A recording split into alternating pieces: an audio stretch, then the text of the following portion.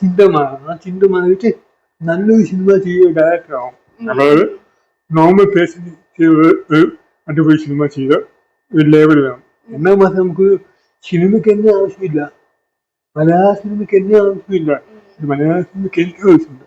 അപ്പം ഒന്ന് കുറച്ച് ബെറ്ററായിട്ട് കുറച്ച് സിനിമ ചെയ്യാം.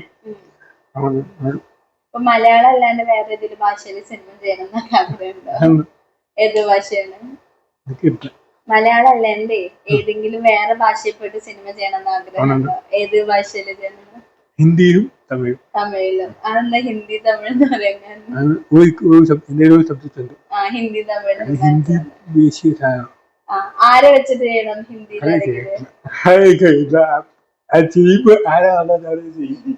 പക്ഷെ എന്നാലും ഇന്നയാള് ഇപ്പൊ നമ്മളൊരു സിനിമയുടെ കഥയൊക്കെ എഴുതുമ്പോ ഇന്നയാൾ അഭിനയിച്ച കൊള്ളാന്നൊക്കെ പറഞ്ഞിട്ട് എഴുതാറുണ്ടോ? ഇല്ല, നമ്മള് അതിനനുസരിച്ചിട്ട് ആടനുസരിച്ചിട്ട് മാറ്റാൻ. ഞാൻ സാധാരണ കഥ എഴുതുമ്പോൾ എനിക്ക് കഥാപാത്രത്തെ ഞാൻ കഥ എഴുതുന്നു, എന്നാണ് ചെയ്യും ഇന്ന്. പക്ഷെ പിന്നീട് അത് എഴുതി കഴിയുമ്പോഴായിരിക്കും ഇന്നാണ് ചെയ്താൽ കുറച്ച് ബെറ്റർ ആവും, ഇന്നാണ് ചെയ്ത ഇന്ന് ക്യാരക്ടർ ഇന്നാണ് ചെയ്ത ചേഞ്ച് ചെയ്യും.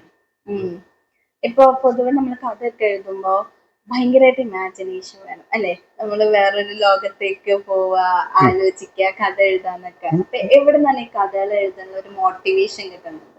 കഥ എഴുതാൻ ഒത്തിരി വായിക്കുന്നത്. ഒത്തിരി വായന പലർക്കും ഇല്ലാത്തൊരു സംഭവമാണ്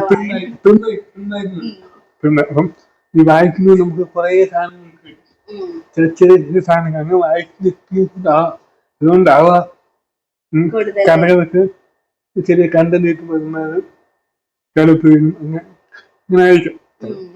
അപ്പൊ ഡിസ്കസ് ചെയ്യാറുണ്ടോ ആരോടെങ്കിലും? ഒരു കഥ വന്നു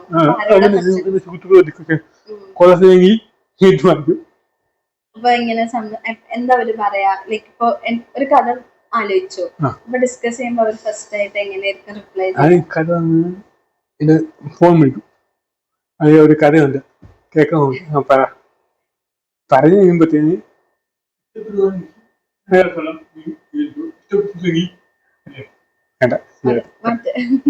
അത് കണ്ടെന്ന് കഥ വന്നിട്ട് പോയാ. പക്ഷെ അങ്ങനെ പറയുന്ന ആൾക്കാരാണ് നമുക്ക് വേണ്ടതല്ലേ? കറക്റ്റ് ആയിട്ട് പറയണം. അതാണ് എന്റെ സുഹൃത്തുക്കൾ. ഞാന് ഈ സിനിമ ചെയ്തപ്പം ഞാൻ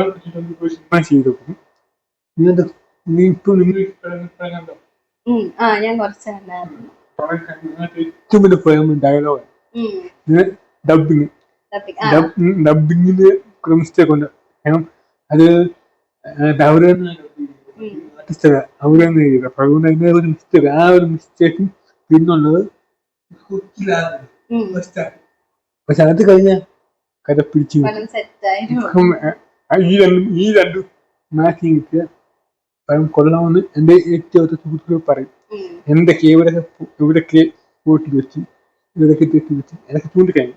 പക്ഷെ ടോപ്പിക് വെച്ച് നോക്കുമ്പോൾ ഭയങ്കര ചർച്ച ചെയ്യേണ്ട ഒരു ടോപ്പിക്കാണ്. ഇപ്പോ ഹ്യൂമൻ ട്രാഫിക്കിനെ പറ്റിയിട്ട് നമ്മുടെ മലയാള സിനിമയിൽ തന്നെ ജോസഫ് വന്നു. അപ്പൊ ജോസഫ് വന്നപ്പോഴും നല്ല ചർച്ച ചെയ്തത്. അതേപോലെ ചർച്ച, കാരണം ഇപ്പൊ ഈ പറഞ്ഞ പോലെ തന്നെ നടക്കുന്നുണ്ട്. എന്റെ ഊഹം നരബലിയല്ലേ, നരബലി അതിന്റെയൊക്കെ പശ്ചാത്തലത്തിൽ ഇതൊക്കെ സംഭവിക്കുന്നുണ്ടായി തോന്നില്ല. ശരിയാവുന്നില്ല. അല്ല, പക്ഷെ അല്ലാണ്ടാണെങ്കിലും ഇപ്പൊ നമ്മള് ചില തമിഴ് സിനിമയിലൊക്കെ ഹോസ്പിറ്റലിൽ കുറെ ഹ്യൂമൻ ട്രാഫിക്കിംഗ് നടക്കുന്ന പരിപാടിയൊക്കെ കണ്ടിട്ടുണ്ട്. പക്ഷെ മലയാളത്തിൽ വരുമ്പോ അത് കുറവായിരുന്നു. ജോസഫ് ഭയങ്കര ക്ലിക്കായി. പിന്നെ അല്ലാതെ നമുക്ക് എണ്ണം പറയുന്ന സിനിമകളെ ഉണ്ടാവുള്ളൂ. ഇപ്പൊ ചേട്ടൻ പറഞ്ഞ പോലെ തന്നെ ഈ അടുത്ത് ഞാനും ആ ന്യൂസ് കണ്ടായിരുന്നു. അപ്പൊ ഞാൻ ആലോചിച്ചു, ഇത്ര റെപ്യൂട്ടഡ് ആയിട്ട് ഒരു ഹോസ്പിറ്റലാണല്ലോ എന്ന് കണ്ടിട്ട് ഞാൻ ന്യൂസ് കണ്ടിട്ട് തെറ്റിദ്ധരിച്ചായിരുന്നു.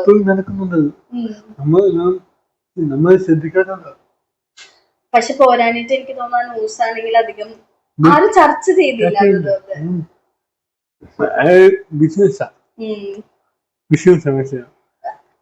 നമ്മളിപ്പം ഈ പണ്ട് തമിഴ്നാട്ടിൽ പോണ വണ്ടി ആക്സിഡന്റ് ഉണ്ടാക്കി പണ്ട് ഞാൻ കേട്ടിട്ടുണ്ട്. തമിഴ്നാട്ടിലേക്ക് പോയി വണ്ടി ആക്സിഡന്റ് ഉണ്ടാക്കിയിട്ട് അവരെ ബോഡിയിൽ നിന്ന് പോസ്റ്റ്മോർട്ടം തിരിച്ചങ്ങോട്ട് കൊടുക്കും. ഇങ്ങനെ പണ്ട് ഞാൻ കേട്ടിട്ടുണ്ട്. സത്യമാണ്. പക്ഷെ ഞാൻ എപ്പോഴും ആലോചിക്കാറുണ്ട്, ഈ നമ്മളെ വിശ്വസിച്ച് ചെല്ലുന്ന സ്ഥലമാണ് ഹോസ്പിറ്റല്, അവിടെ തന്നെ ഇങ്ങനെ ചെയ്യാന്നൊക്കെ പറയുമ്പോ നമ്മൾ എവിടെ ചെന്ന് വിശ്വസിക്കല്ലേ? ഇന്നത്തെ കാലത്ത് നമുക്കൊന്നും വിശ്വസിക്കാൻ പറ്റില്ല. പൂർണ്ണമായിട്ട് നിശ്ചയിക്കാൻ പറ്റില്ല. ഉം. എല്ലാം ബിസിനസ്സാണ്. അപ്പൊ ഇപ്പൊ ഫസ്റ്റ് മൂവിയിൽ തന്നെ ഇങ്ങനെ ഒരു ടോപ്പിക് എടുത്ത് ചെയ്യുമ്പോ ഒരു ടെൻഷൻ ഉണ്ടായിരുന്നില്ലേ? ഒരു ടെൻഷനും ഇല്ല. ഇത്ര ചാലഞ്ചസ് ഞാൻ ലാസ്റ്റ് ഇത് കൃത്യമായിട്ട് കാണിക്കുന്നുണ്ട്. ഈ സത്യമാണ് ഇന്ന് ഇപ്പോഴും നടക്കുന്ന കൃത്യമായിട്ട് കാണിക്കില്ല, കൈമാറ്റി കാണിക്കുന്നുണ്ട്. എന്നാലും ഒരു ധൈര്യം കൂടെ വേണമല്ലോ ഇങ്ങനത്തെ ഒരു ടോപ്പിക്കിനെ പറ്റി സംസാരിക്കാന്നൊക്കെ പറയുമ്പോ. കാരണം കഥയിലൂടെ നമ്മുടെ വ്യൂ പോയിന്റും കൂടെ പറയുന്നല്ലോ. അപ്പൊ ആ ഒരു ചലഞ്ചസ് എടുക്കാൻ റെഡി ആയിരുന്നോ?